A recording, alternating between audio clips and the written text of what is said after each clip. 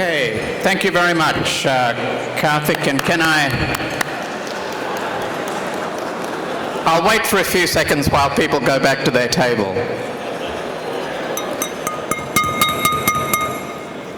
So can I also acknowledge the many distinguished guests here this evening? I won't go through all the names, but I do want to particularly mention Marise Payne, the Foreign Minister. It's terrific to have you here this evening, Minister, and I think from what we heard of Marise's speech, clear evidence of why it was such a good idea to appoint her as Foreign Minister. And to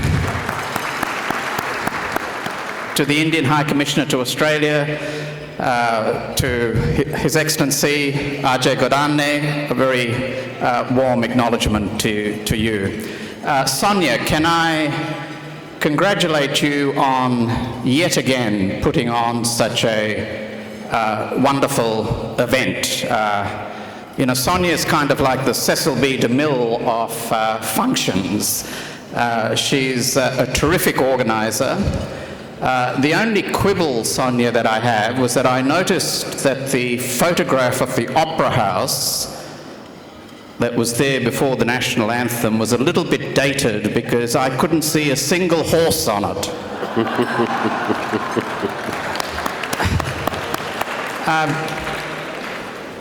This is a time to be ambitious about the Australia-India relationship. What is happening in India is an event of some epochal importance. The report that I submitted to the then Prime Minister in July, in Australia we're almost permanently adding the adjective then to Prime Ministers, I think, these days, essentially made the case for why Australia needed to have an ambitious national strategy towards India.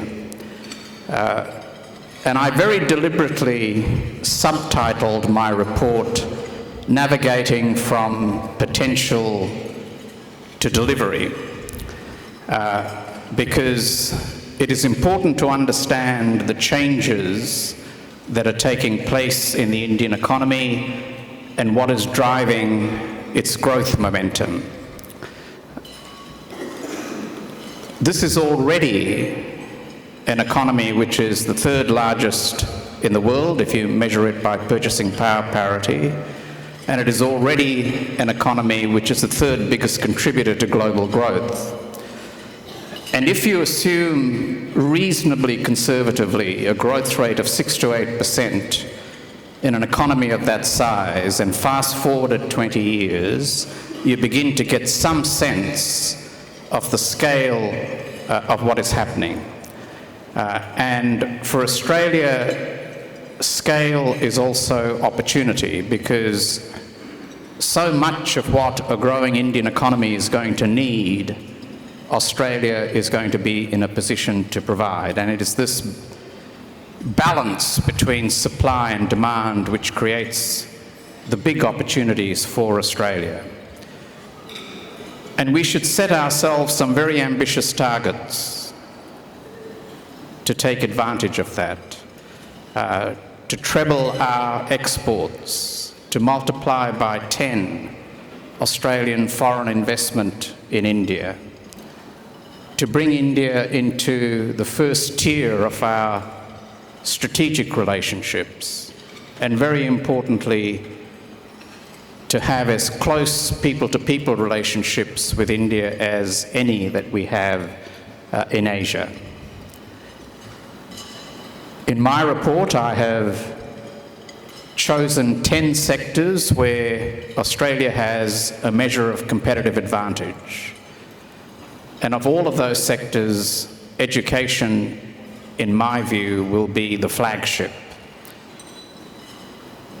Not just because we want to deepen the education relationship, not just because India has set itself this extraordinarily ambitious target of upskilling 400 million people in a short period of time, but because Australia should be seen and wants to be seen in India as a destination of high quality.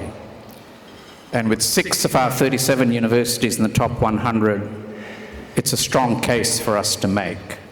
Or when we think about the requirements for vocational education, or when we think about the digital delivery of education in India, these are all areas of immense partnership. And whether it's education, or whether it's resources, or whether it's agriculture, or tourism, or the growing number of services sectors between our two economies, the opportunities for a partnership with India and Australia are extremely positive, and I'm delighted that both the Foreign Minister and the opposition have indicated their very strong support for the recommendations in the report that I submitted. I spoke of a relationship that had 3 pillars: economic, geopolitical, and people to people.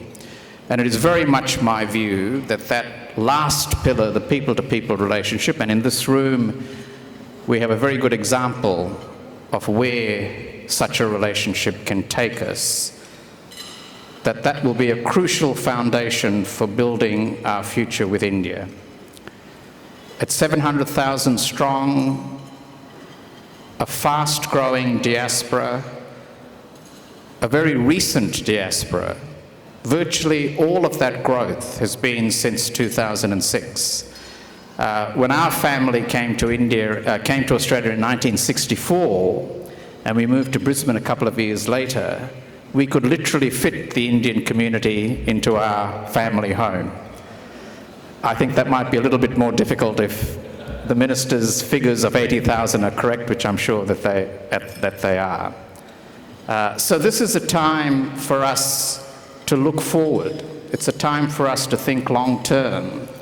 It's a time for us to be ambitious, and it's a time for us to ensure that the potential of India, which has always been bracketed with our vision of India, can move towards delivery to our mutual benefit. Thank you.